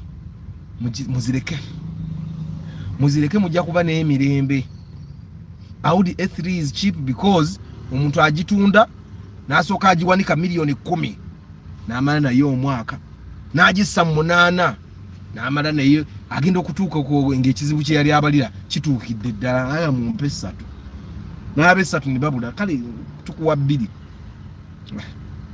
kitwale era kyovola most people that have driven those cars nga bali betetenkanya taddayo era oyo kyali wange yali avuga Audi A3 ate avuga za Hilux kala inamu kasente naye avuga za Hilux bili bikadde ekirimo kyali comfortable nga kiri wamu okitegeera abantu ebiseera ebisinga abagule moroka eze z'abazungu ba Germany nga bakyetitinkanya bwagivaamu tagiddamu because emulyanga gye baatuma nti gendo yavuwaze gundi you get what I'm saying so if you don't want to go from zero to negatives okitegeera buy a Toyota but if you're not in negatives ngolinga mu positive 35 nga you want to go to 20 you buy your German cars. Me, I would have totally no problem with you driving your German car if you can afford it. But so many people have bought German cars. Nze nange Germany njagala Benz, njagala C200 naye sijja jigula. Nze mmanyeyo enfuna yange Corolla gye nkola ki? Corolla gye nsobola. Okitegeera kati ogule Benz. Owede kasimu yabagamba mu interview ya Benz nagamba Benz eyo gigulo kimanyi ya bei ero gigulo ojagala kitegeza bo gigulo ino kubanga osobola okuteeka mochi ino kubanga osobola okuteeka mu akasente ogaba bigabe ayagala ajja kuyita but guys mufune products nga abantu bazaagala mugule products nga abantu bazaagala nze mukatemba wange I'll give you an example in 2019 I created a show called The Christmas Carol. It was based on the novel by Charles Dickens called The Christmas Carol. I directed the play. Of course, I had it. Nani somesa abana bana abato myaka 10 kukawansi nga somesa acting. So I needed something to crown off their learning process, and then I created this play called the Christmas Carol. But I wanted to go through the Christmas season. Nenga bano bana batotasobola kukola show back to back. So nenkola n'abantu abakulu from my company nabo ne bakola show. Shows z'abaana zaafunanga abantu because abaana babangako abantu abagala okubala anko ba auntie baani. Bana abantu abakulu family zamwe ziba zibakooye. Mikwano jammwe baba babakoye. And that's the last time I did a general public show, because I realized general public shows are not abantu bazagala kiri awo. Okitegeera, you have to build something from the bottom up. Kitegeeza, you have to have a lot of capital, or you have to start at a time when you don't need capital, like how Charles Muhangi started natandika comedy nights at a time when capital was very low. Okitegeera, ne baba ne ba comedian basatu bakola betetenganya bagana night tukole tunagaba nakaliwo. But with Dynamo, my company, fe losi bwe janyina jingira munzeka. Okitegeera. So that's why I did not do a general public show since then, until I finally do a show that I feel like, okay, now I can actually market this show and it will get Broadway success. Okitegeera. Kati bana abasajja batambuza bino ebintu bino. Ne bali abakazi abakolimanga nguze greens ku munene akolima kale nze tonguzeeko kale okolimira ki omuntu najja atambudde okuva eringa omulaba ayina omusipi ayina wallet n'otamuyita najja nayimira ku disalo n'ali kuona nako bwati. Okitegeera, nze banyiiza being a marketing person mpuliranga bw'oba oyina product omuntu gye yeetaaga era babeetaaga babagulako nga tebakoze enki nga tebabayise. Nze nange nyina abantu bempita nenne mulengera nga ayina buno omuntu bu power bank bwaffe. Okitegeera, ne muyita bu power bank mubutegedde abasajja ne muyita kuba mbadde nkola ki nkaagala. People should learn that a person that wants to buy from you will call you or they will come to you. Okitegeera, kyovola banze when you text me, there is a lady text twakoma okwogera oba mu January nangamba I want to buy a car, I'll come next week natajja ne muvaako. I think she had disappearing messages ngaziri the messages disappeared. So she texted me yesterday, hi, how are you? I think I'm ready. Nemuza ready for what? Umanya omukazi bwagamba omusajja I'm ready, it has two angles. I think omukazi si mubi. Nangamba I'm ready. Nemuga ready for what? You don't remember? Nemuga no. Okitegeera kati nanzijukiza. We talked about kazi na mpeza ne screenshot. Ndozayi atereka screenshot. Nemujukira. But like she did last time in January, era bwe yamaze osobola kunfuna rafunga isisi 18 ko kawansi. Nemugate kisoboka si. RAV 1.8cc will be VVTi. It will cost you a minimum of 16 million to if it's good. And it's the truth. Okitegeera, right? Era bwe namugambye ekyo because it's the truth. Navaako ku WhatsApp teyazeemu ku engaging kati ndoza agenda kuddamu ku engaging 4 months later. Era athanga ino kola ki okumujjukira. Do you know why when you engage me and stop along the way I also stop? Because if you really need this service that I provide, you will reach out. That's how businesses operate. That's how operations are supposed to be done. Emulago and actually what businesses I think is Orachi medicine tebagikiriza kulanga ne baloya. Because those are basic things. The person is sick, they will look for a doctor. And if you're a good doctor, you should have word of mouth. You should have word of mouth. People should be longing to actually come to get treated by you. Doctor Kasene nejali abantu bagenda bintu bibya bay. People still go to him because he offers solutions that actually work. Anyway, ako kabadeka by the way. Bagayi bange emoroka asset. Emoroka chi? Emoroka asset. A car is an asset. If you buy a car you can afford. Kati na wish jenda bye wana. Basiseko. Kati wish yali agula yachi. Bavubuka ndaba bato bali balina gula VTs. Wish bali bagula yachi. Uncle Arthur, I have owned 2 German cars. Trust me, those cars are not meant for us yet. They are not meant for us yet. The big issue is actually not money to afford. Not money to afford them, but we don't have mechanics, tools and spares fit for them. Thank you very much, Mark. Banange no comment knows that I should even take a screenshot. I've taken a screenshot, Mark. I'm going to share that. Emoroka zaba Germany.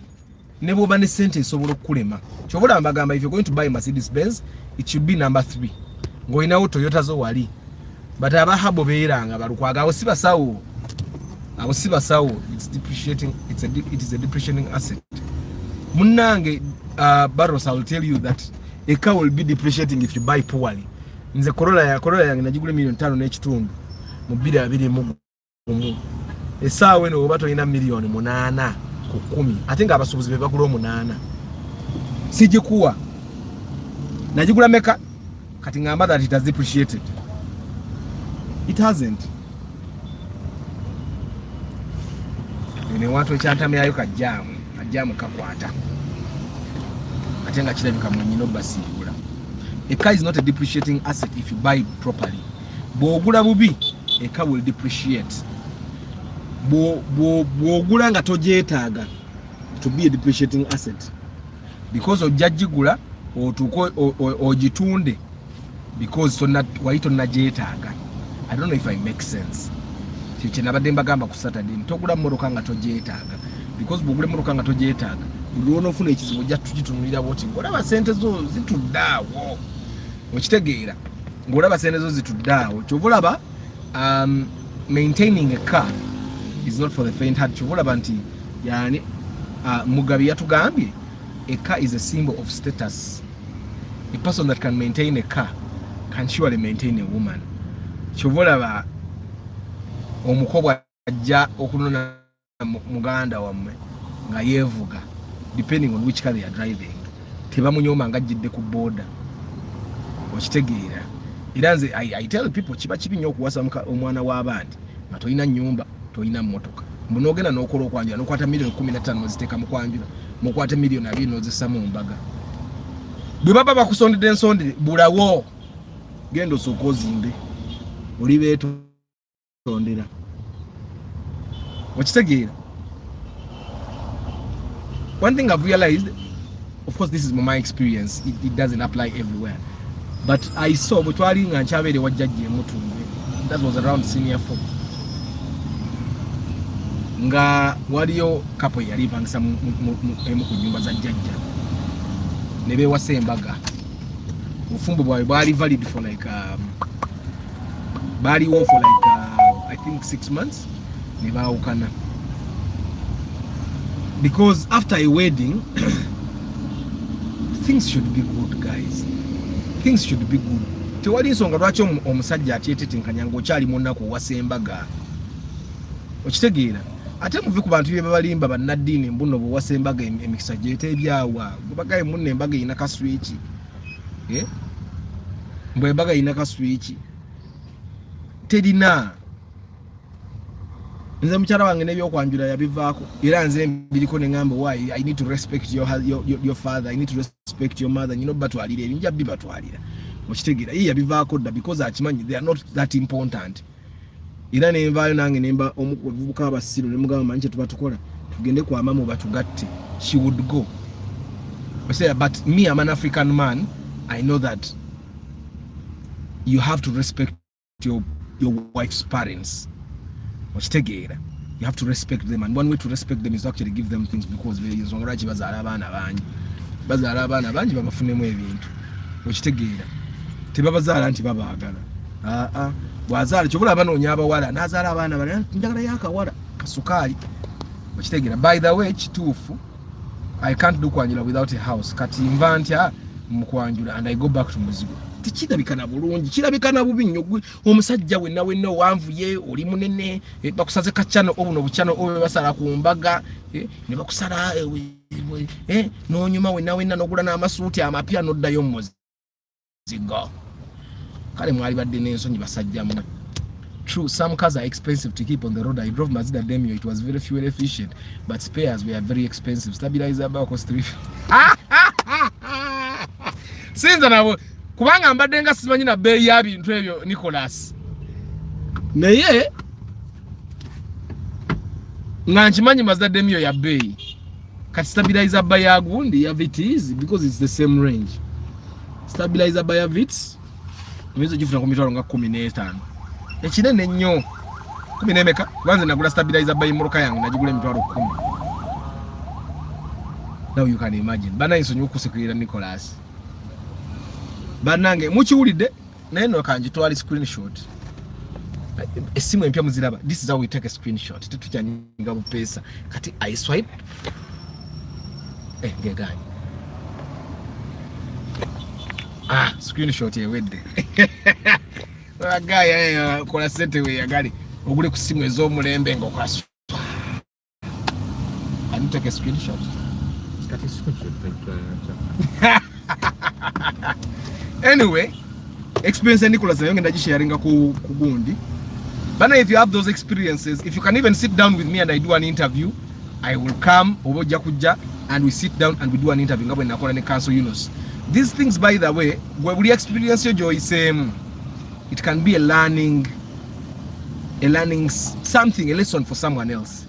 Okitegeera boy yagala omuntu omulanda aleme kukola nsobize wakola ki ye muntu ayagaliza kati if you don't fear cameras, of course waliwo abantu abalina phobia nga tayagala bamulabe nnyo mu camera, tayagala kwerabisa.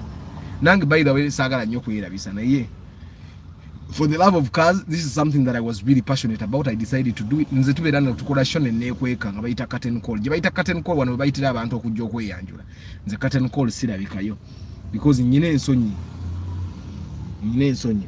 But anyway, a car is an asset. It depreciates if you buy poorly. It appreciates if you buy nicely. Kati nze yange najigula 5 kitundu, kati appreciate nze ngenda mu million 8 oba tozina sikola ki. Sijikuwa.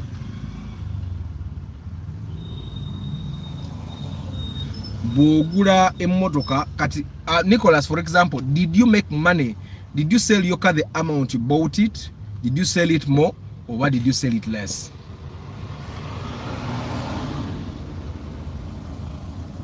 What happened when you were selling that car? Sente zo zaavaayo, wakola amagoba oba yakusala? Because personally nze Toyota zonna zembadde nazo tezinsazi sente zange zibadde zivaayo nga ate zisinga mbadde nkola amagoba. Ipsam nagula millioni 3 nenjiteekamu emitwalo ndoza nga 8 najitunda 5 8 najitunda nkaaga 2 nenga wa mukaaga 2 nenga wa bro nenga wa mechanic ya Kevin. Sebo oyo guwagulako 5.5 wamukuba ku mutwe. Sangu kuba ku mutwe nagula bulungi.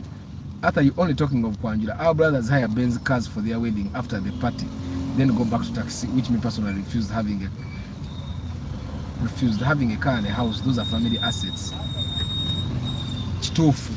Mr. Lucius, you're very right.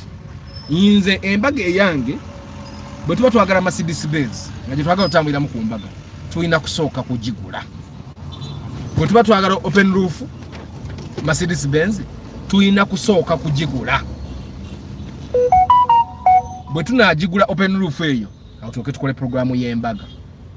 Bwe tuba twagala emmotoka 3 zitugoberere tulina okuzigula zidde mu lujja. Because of course katulina ko Corolla kati tugulayo ka Benz wali tutagayo emmotoka emwe etambuza ba urban. Eno Corolla etambuza bamperekeze. We don't have to make them so comfortable. We wanna be comfortable ku mbaga ezaffe tebajja kukola zaabo. Bajja tambulira mu. Kati tambule muka open roof cafe. Ate sagala driver nja kuwevuga ne mukyala wange kiri romantic. Then tugule emmotoka endala ba urban mwe banatambulira. But you're right, Mr. Lucius. It doesn't make sense no tambulira mu Benz ku mbaga. The next day bakusanga mu kigege ng'otudde mabega bakunyigiriza mutudde bana. Kama katondo. Eyo Mazida I will never forget kuchi yakola sister. Screenshot. Nze nja kuba screenshot. Uncle Arthur omukazi anakwanjula. Kweli ebyetaago nga bingi. Ate bitya. Ebyetaago bitya. Ajja kunyanjula kati ebyetaago emmoroka weeri. Ennyumba ebulako kumaliriza. Ennyumba tulina soka gimaliriza kubanga bwe naba wakola kwanjula nga nsazeewo nze saagala muntu avuga byakigwagwaddayo mulayini yo. Saagala. Bano abantu abatuyingiramu abo tuli muyi mujjaamu akuyingiramu. Sibyagala. Oyingiramu kyokka tomanyi na mmotoka. Omuntu anayingira mu line avuga nga asaba amanyi mmoroka naye tomanyi mmoroka oyingira nkata banono wa taxi. Sagala. Gwe ani Salmin enyumba ebulako finishing.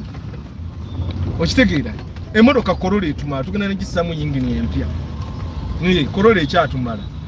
Ate sigenda kola kwanjula kwa kwetetenkanya okwanjula okwange kuina kuba kwanjula. Kuina kuba kwanjula. Of course kwe kulyoka ate sagala kwanjula kwa kweraga. Nedda okwanjula okola okwanjula nga kuwesa ekitibwa naye nga si kwa kweraga. Nti okwanjula kwa obuvunanyizibwa ennaku kwegenamu emiliyoni ekitone 200. Ate okwanjula kwange si kwa kusonda.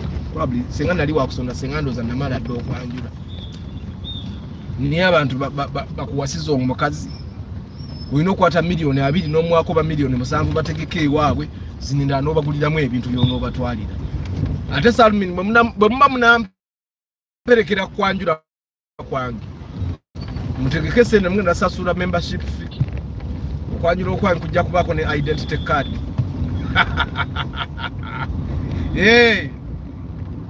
Kube muruka tugenda genda ne drone zino ze bapangisa ezo nga ne esimu ali ebintu tetubitwalira kuzikanta tugenda funa zino emoroka za movers box body kakako okwanjulanga kwa buvunanyizibwa ku miliyoni za fenna za 2 kwe muyinza okulanga miliyoni 2 entono okukola ebintu byonna tujja bikola.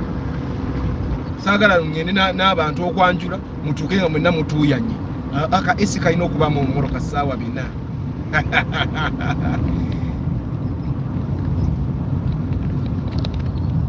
Awo bamatha bebajja okujja ate abakyala baagala emikolo. Ate nawe Salmin ojja kujja kusasula membership fee. Anti membership is temporary. Osasula membership ya kasiki bw'oba toyagala kubeera kasiki eza kasiki ne tukikusalirako nosasula ez'okukkiza okugenda kwanjula. Anti kati kwanjula kuliko phase. Waliwo phase ya transportation otambulira mu drone eya kigaati oba otambulira mu drone ordinary. Otambulira mu drone erimu TV oba etaliimu TV.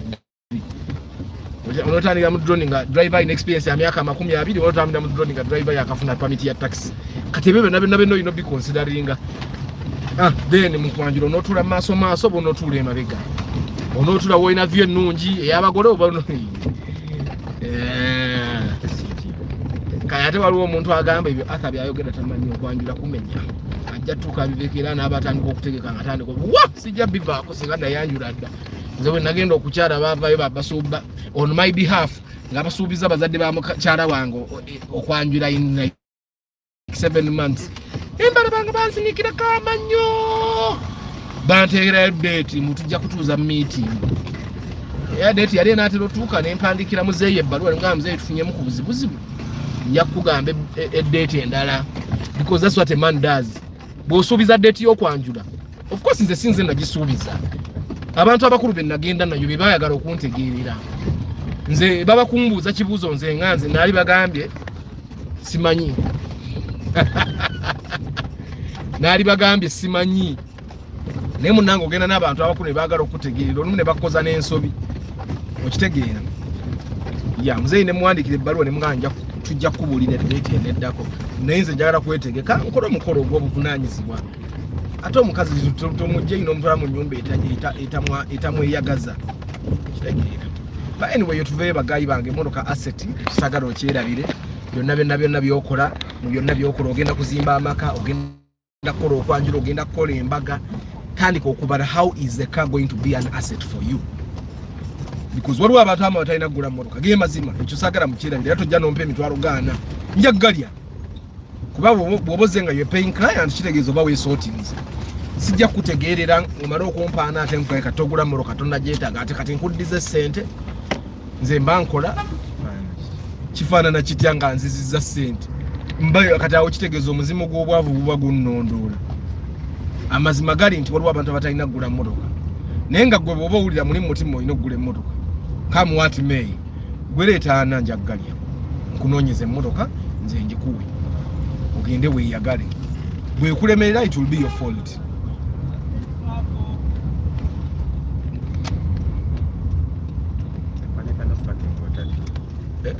No bagamba no parking because bagala ba customer baabwe baba parking mpola.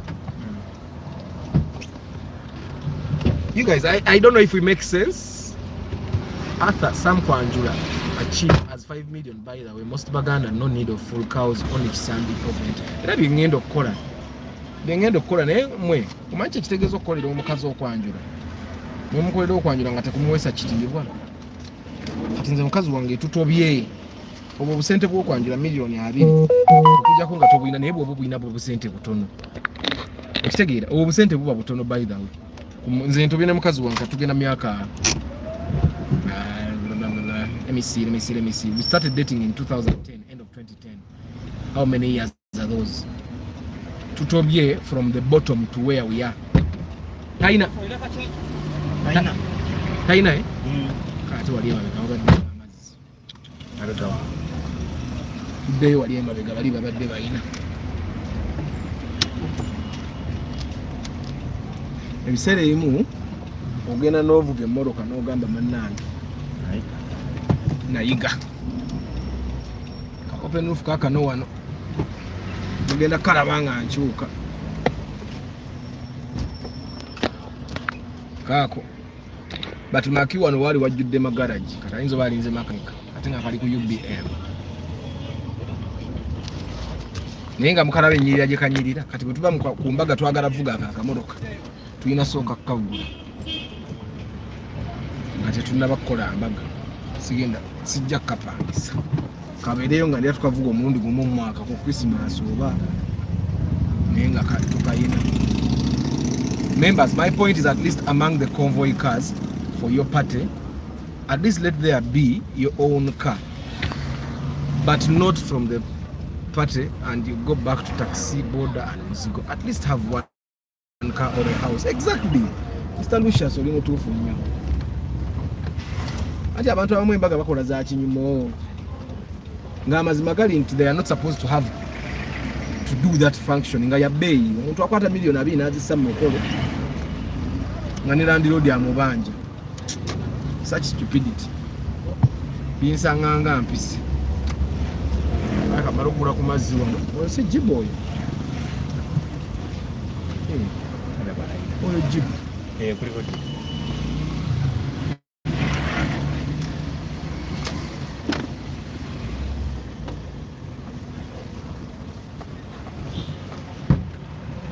abantu ku office balina okunywa amazzi. Toyinza kubanga okozesa abantu ng'ennyonta ebaluma. That's why we buy it. It's very, very affordable. Ogula 20 liters ku nusu kasanvu. Okitegeera kusinga buli muntu bw'anajja ate nga agula amazzi ga 2,000. That's a lot of money that they are wasting. So if you have a business, I would actually recommend. Ezo 20 million at least nzisibamu ekikome. Awo kirage kati awutandisa okubala ng'omusajja. Bale guys muzikirize mbasiibule. Nagwe manja wano gwendabye yalampe sente zange sagala kutuzanyira kutunoonya sente za kwanjira miliyoni 2. Akutte sente zange azituuzizza. Anyway guys, thank you very much. Chris Da Vinci, Mugabe Innocent, Martha Academy, Salmin,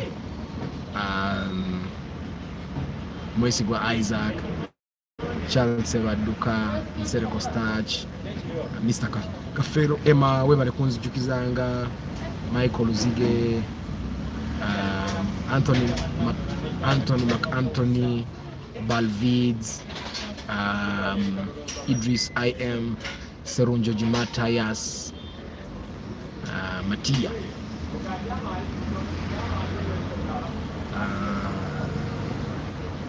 Mr. Lucius,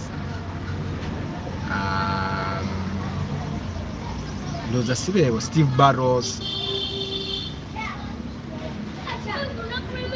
Nicholas Sebulime, Nisima Brick, Mark BZ,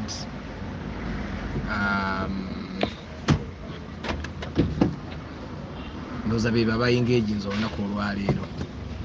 Yeah, but I don't take for granted that you guys actually you are online. Mubeerako ne mulaba broadcast zange. I also don't take for granted. Osasude.